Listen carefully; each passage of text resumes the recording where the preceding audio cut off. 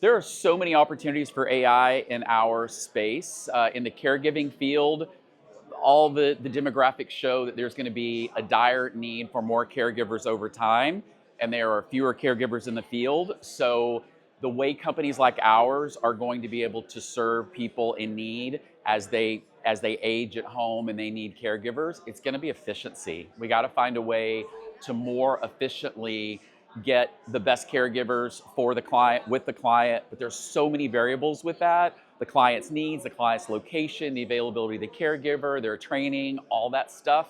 So we believe that there's an opportunity with AI to help us do a lot of what we're doing manually today through automation. It's been amazing. I've really enjoyed it. And I tell you, my biggest challenge with it is listening while my wheels spin. Because I'm listening to a speaker, I'm thinking, oh, we could do this, we could do that. What about that? So I find myself taking notes and then missing, the last thing that was said. That's a good thing, right? I don't want to sit there bored. So it is definitely generating for me lots of ideas. I expected to walk away with maybe 2 or 3 ways that we could use AI to improve our business, and I think my list is a dozen at this point, and we still got a couple hours to go. I will be honest, I have not been using AI like I should, so it has not impacted my daily life. And I am realizing what an error that is, right? We don't have a choice in our business if and not just our business, but anybody in the caregiving space, just because of the tsunami of people that are coming, they're gonna need care, and the dearth of caregivers. We have to, as an industry, find ways to use AI and other technologies to help us do our jobs better. Because if we don't, there are going to be a lot of people who need care in their homes, and the efficiency is not going to be there to meet the demand. So I've not been a great user of AI, but I've been evangelized, and now I get it.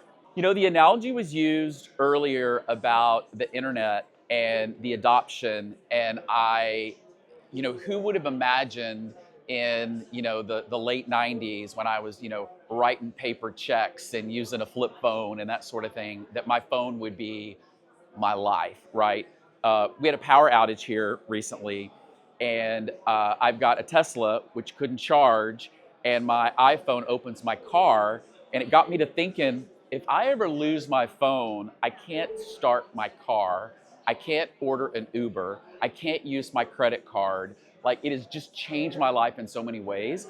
So I know that same path will be it someday. We'll look back, 5 years from now and say, I can't believe we did things that way. I can't even predict what that's gonna be. I just think it'll be, we'll look back and be like, how did we, function without it? It excites me to task and things that I do today that take a lot of time, a lot of brain power, things that I procrastinate on. Using AI to help me do those things, I think will free up my brain, right? Task right now that takes me a long time to do, it's very tedious. I kick the can on it.